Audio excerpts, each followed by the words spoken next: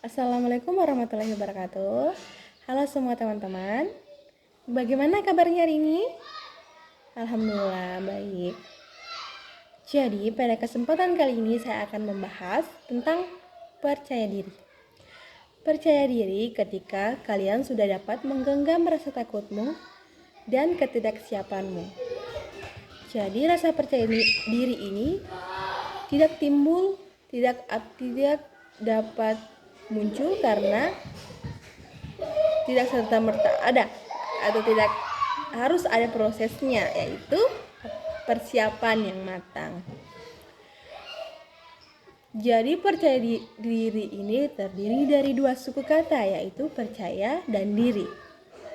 Percaya yaitu percaya dengan apa yang kita sampaikan, percaya dengan yang melihat dan yang mendengar, percaya kelebihan saat ini, dan percaya pengalaman diri.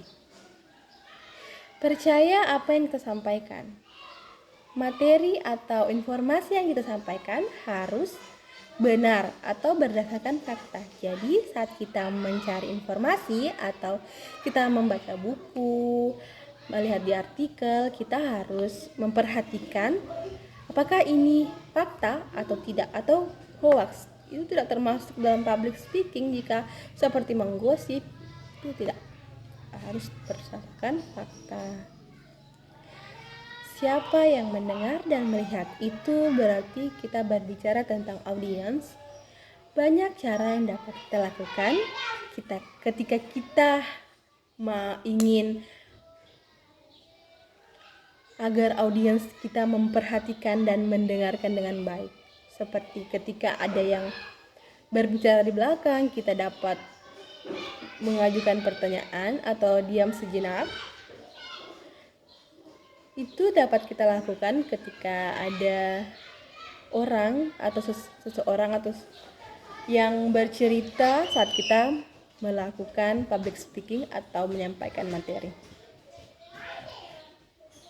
Yang ketiga, percaya kepada kelebihan diri. Jadi setiap manusia itu mempunyai kelebihan.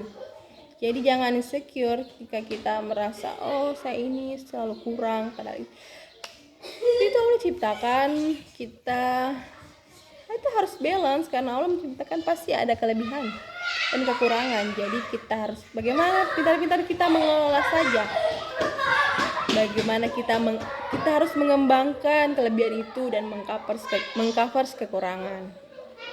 Yang keempat, pengalaman diri. Jadi pengalaman diri ini guru yang baik, cukup baik, sangat baik, karena kita sendiri yang mengalami dan pasti kita kedepannya pasti akan memperbaiki kesalahan kita di masa lalu.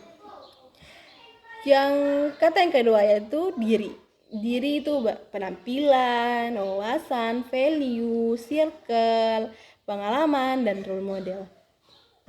Penampilan, kita harus berpenampilan rapi, bersih, dan menarik. Tidak perlu barang mewah dan mahal. Wawasan, kita bisa membaca buku, menonton YouTube, mendengarkan podcast, wawasan. Jadi memperluas wawasan. Value, circle, kita harus berteman dengan yang memberikan dampak positif. Pengalaman itu tadi, guru yang terbaik. Jadi jika kita ingin memperbaiki masa depan, maka kita lihat kesalahan kita, mana kita list. Saya di sini kesalahan saya di misalnya penampilan saya gresek selalu memperbaiki jilbab misalnya kan itu mengganggu semua para mata audiens. Kenapa sih ini selalu perbaikin jilbabnya. Role model, kita mempunyai referensi untuk melihat seseorang. Ini saya Kak Sherly, jadi saya role modelku Kak Sherly, jadi kita dapat belajar dari dia. Dia gini, public speakingnya gini. Dia supaya dia nyaman gini untuk berpakaian. Jadi selanjutnya faktor yang mempengaruhi kepercayaan diri yaitu penampilan yang tadi. pengalaman diri, lingkungan keluarga, dan wawasan. Ya, penampilan yang seperti saya bilang tadi bahwa kita harus sangat memperhatikan penampilan karena kalau kita tidak nyaman, jadi dapat mengganggu kita dalam menyampaikan materi. Sedikit-sedikit sentuh baju, perbaiki jilbab, atau ada yang gatal karena aksesoris. Pengalaman tadi, guru yang terbaik, jadi kita bisa melihat apa kesalahan kita saat ini dan memperbaiki di masa depan atau di lain saat kita menyampaikan materi lain kali. Lingkungan keluarga itu sangat penting saat kita disupport dalam hal positif, itu sangat baik dan diajarkan saat atau diberitahu saat itu tidak baik. Wawasan itu tadi, mencari memperluas wawasan itu sangat penting karena saat kita menyampaikan materi kan memerlukan wawasan yang luas. Jadi cara yang dapat dilakukan untuk meningkatkan rasa percaya diri yaitu membiasakan diri untuk berpikir positif, bergabung dengan lingkungan positif, mengelola kelemahan dan kelebihan diri, dan tingkatkan kualitas diri sesuai minat. Jadi yang pertama, membiasakan diri untuk berpikir positif. Itu ketika kita harus berpikir positif. Jika kita berpikir negatif atau sedikit-sedikit, oh saya tidak bisa, oh saya salah nih kalau gini. Jadi kita harus punya semangat dan berpikir positif. Karena kita harus mencoba dulu. Jangan langsung menyerah sebelum mencoba. Bergabung dengan lingkungan positif ya. Tadi teman-teman, lingkungan itu mempengaruhi.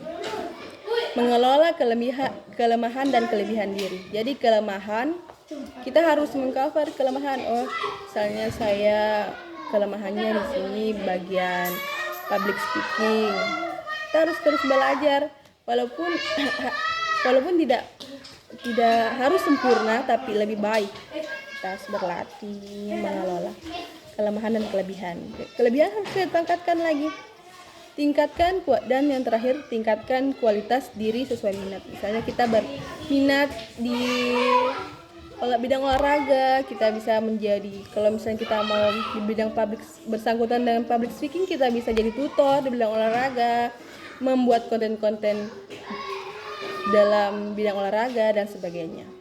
Jadi itu saja mungkin yang dapat saya sampaikan tentang materi pengalaman diri pada pertemuan kali ini. Terima kasih sudah menonton. Wassalamualaikum warahmatullahi wabarakatuh.